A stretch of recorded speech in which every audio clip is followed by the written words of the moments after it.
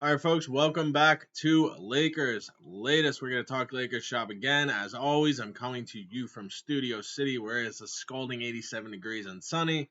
Very hot right now in California. Been saying every day, everyone just stay cool, drink, do everything you can to just not overheat yourself. But yeah, not a crazy amount going on in Lakerland. We talked about a good amount of stuff yesterday from the Luka extension to who's there, who's not.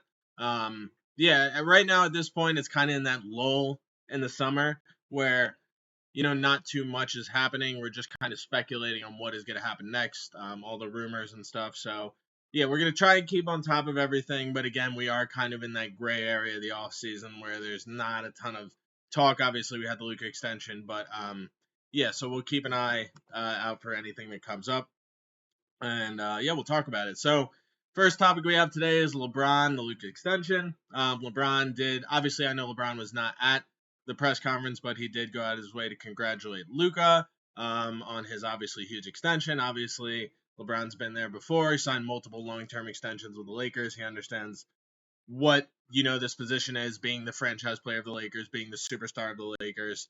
And even though we kind of talked a ton about this most likely being LeBron's last year in the Laker uniform, um, it's still nice to see kind of him go out of his way to reach out to Luka and say, "Hey, congrats, man! You earned this. You're an incredible player." At the end of the day, wherever the Lakers go this season, and again, I can't specifically talk about if LeBron's going to be here next season. We don't know that.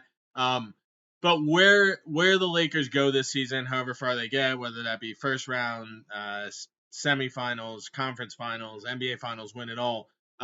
It's going to be predicated on the Luka LeBron relationship. So it's nice to see LeBron go out of his way to say congrats to Luka and do all these nice things.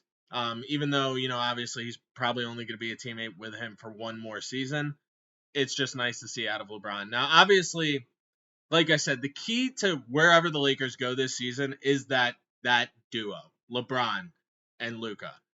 Obviously, they played pretty well together last season. I think we'll see, or I would hope that we're going to see them a little bit more comfortable this season, given the fact that each of them will have a full offseason to rest, kind of get ready, for Luka, get in better shape.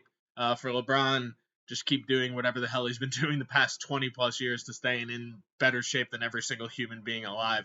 Um, but yeah, the key is going to be their chemistry, their development together. It was good last year. We're going to see, I think, once we get to training camp, once we get to preseason, them working a little bit more, maybe them trying a little different things. So, given the fact that they're just two such incredible players and the guys that are going to carry you, they got to do everything they can to build that chemistry, both on and off the court. This is a good start off the court. On the court, I think we'll just see them more comfortable as they go along. Like I said, the Luka trade was one of, if not the most shocking trades in NBA history, certainly that I can remember in like the Twitter and social media era. And that was just a crazy thing that happened. And obviously, Luka's an unbelievable player, but you kind of saw at the beginning of his tenure, it was figuring out how he's going to play with LeBron.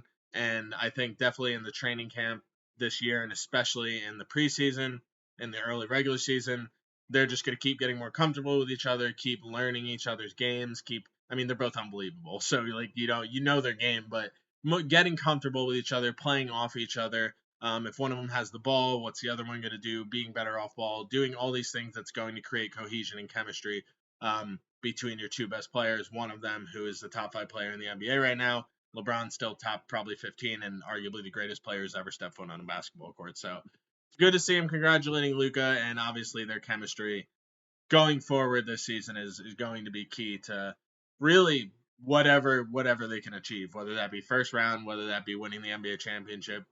Their chemistry together is going to be the key to taking them there, wherever they may go. All right, let's hop on the next thing. Obviously, this isn't too important, but we kind of have talked about last guys on the roster, who's going to fill out roster spots, veterans, or maybe potential buyout options we've talked about. And the most recent report is that Kevin Love wants to play for the Lakers Clippers. Now, obviously, Kevin Love is past his prime. He's not close to what he used to be, an absolute dominant force, especially with the Timberwolves, who averaged like 26 and 13, 14. Obviously went to the Cavs. Great player there too, maybe lesser extent because obviously, he was playing LeBron and Kyrie too. So, but Kevin Love's still a useful player. Again, he's not going to be a guy that's going to do what he used to do. He's not even going to be a guy that he was 2-3 years ago on the Heat when he was coming off the bench and being he's still. I don't know if he can be a definitive piece of rotation because of how much older he is, but you can never have enough vets. And certainly, guys, obviously we know Kevin Love's relationship with LeBron James. They're great friends, former teammates in Cleveland. You can never have enough vets, especially ones that are going to continuously make LeBron happy. But he still has a place in the NBA. He's older. He's obviously not the rebounder he once was. Can't move like he once was, but he's still a good 3-point shooter. Still brings that stretch 4 element. Obviously, he's not going to start, but he can certainly fill in a pinch, even with him being older. And obviously, he obviously has that LA connection, given that he went to UCLA.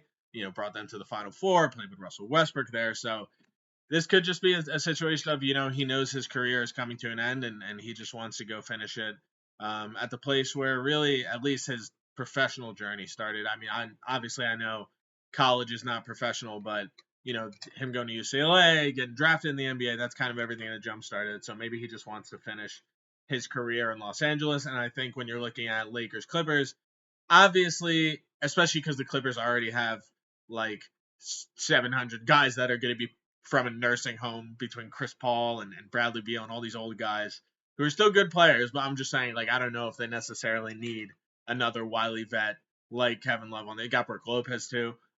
So and on top of that, obviously he has that predisposed relationship with LeBron James. So it would not surprise me in the slightest if Kevin Love ends up becoming a Laker in the coming weeks, especially if he wants to go to LA. Not that the Clippers aren't a possibility, but I would certainly expect him to probably go to the Lakers and play with one of his good friends in LeBron James.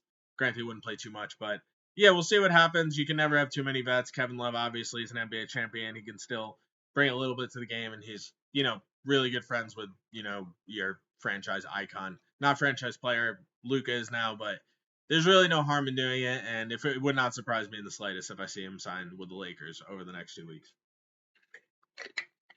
So we'll see what happens. Let's hop on to the next thing. So I talked probably a couple days ago. We talked about buyout options. Lakers obviously Marcus Smart was a great buyout option for them. He got bought out. They immediately picked him up. He's going to be a huge part of the team, both offensively and defensively. Whether he starts, whether he comes off the bench, that's a problem for another day. We'll let JJ Redick handle that. But we talked last week about the possibility of Nikola Vucevic becoming available. Obviously, he is a very talented offensive player. He's not maybe once as good as he was, but he's still incredibly talented. Still a guy that can get you 17, 20 a game. Great rebounder. Really good passer for his size. Not a very good defender. That's just not his game. You take what you can get with him. But the most recent reporting out that came out a day or two ago was that, at least for now, and going into the season, the Bulls do not expect to buy Vucevic out, which is not surprising. Obviously, if you're looking from a trade perspective, it's going to be difficult at this point in the offseason to find anyone who can match salaries to get him traded. Throughout the season, maybe someone gets hurt, maybe there was an offer on the table that wasn't there before because one of the contender centers gets hurt, whether that be Lakers, Clippers, someone in the East. And then maybe you can find a way to match salaries and you have to give up something of significance for him. But yeah, it's not surprising that they aren't going to buy him out now. I think we'll see throughout the season. I think they're obviously going to look to move him if they can, any chance they can get, whether that be someone to take on a salary. Maybe they have to attach a couple second round picks. I wouldn't expect them to attach a first round pick onto anything. But also it's going to be hard to get anything of value for him because of that contract, unless you wait through the season. Maybe someone gets hurt. Maybe they need to give up a late first, a lottery protected first, a young player in 2 seconds. So it's not surprising that they're not going to buy him out, at least yet. I think as the season goes along, the longer that he's in Chicago, the higher the higher possibility is that he gets bought out. So like if we're in like January and he's still hasn't been traded and we're nearing the deadline, it's almost like I would expect him to either be traded at the deadline or they'll buy him out after the deadline, because the Bulls stink. Like they're not going anywhere anytime soon. They need all the young talent picks they can get. So if by the off chance they can't find a trade partner for him by the deadline, I think I would definitely expect them to probably buy him out. But I don't think that will happen to the deadline. Seems like he's he's not an option for the time being, but we will keep an eye on it the rest of the offseason and as the season goes along on if that is something that becomes an option, he gets bought out. We'll see. um, so now we'll do the final thing today. So on top of Luka getting obviously his big extension, we talked about after that extension's up, he'll have a chance to sign the 5-year supermax that he was denied from when he was traded to Dallas. But on the top of that, and how amazing Luka is, I just want to go, where does Luka rank in the NBA? Is he top 5, top 10? Specifically, where is he? So to me, I think right now, like normally you'd be like for the top 5 players in the NBA, but I feel like there's a top 4. There's a clear cut top 4, and then there's everyone else. Which isn't to say like that anyone on the outside couldn't breach in and become one of those players, because I certainly think there's multiple guys that could. Um, but right now, I think there's a clear cut top 4 in the NBA. I think best player in the NBA. I don't even think it's remotely close to Nikola Jokic. I know SGA just won the MVP. I know he just won the Finals MVP. I don't care. Nikola Jokic is the best player in the NBA. The fact that the Nuggets took the Thunder to 7 games with that team and almost beat them, just that says all you need to know that Jokic is like better than SGA. And SGA, unbelievable, incredible. I just have Jokic there at number 1. Number 2, I still have someone ahead of SGA. I apologize, Thunder. He's still incredible. He's an unbelievable player. But I still have Giannis right now at number 2. Giannis is just otherworldly. Some of the things he's done by this age have never been done in the NBA. He's obviously an NBA champion with one of the greatest closeout performances we've ever seen. Can do everything. I mean, he's obviously an inconsistent shooter. That's not his game. But yeah, Giannis is just otherworldly. I have him at 2. Then coming into 3, I have SGA, who probably before last season you would have Luka ahead of him, but I mean, I can't ignore what he's done. It's literally impossible. He just won the MVP. He just won the Finals MVP, and like I said, I still have Jokic ahead of him. That's not going to deter me because he, did those things. Congrats to the Thunder. They did an incredible job. But yeah, SGA is everything you want in a modern day combo guard. He can score at will. Obviously, he gets to the line at will. He's a great passer. He's a very solid defender. He's really worked on his shot.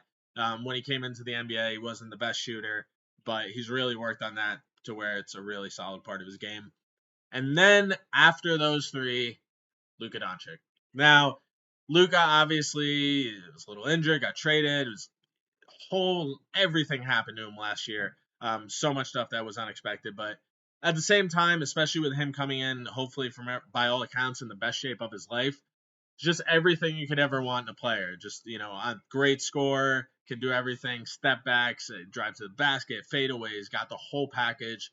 Unbelievable passer, 6'7", guy can do it all, make every pass under the book, whether it's coming out on a break, whether it's on a pick and roll. He can do everything. He can run an offense. He can energize an offense. He can ignite an offense. He just does everything you need. And obviously, still also a really good rebounder. Guy who averages 7 to 9 rebounds pretty much his entire career.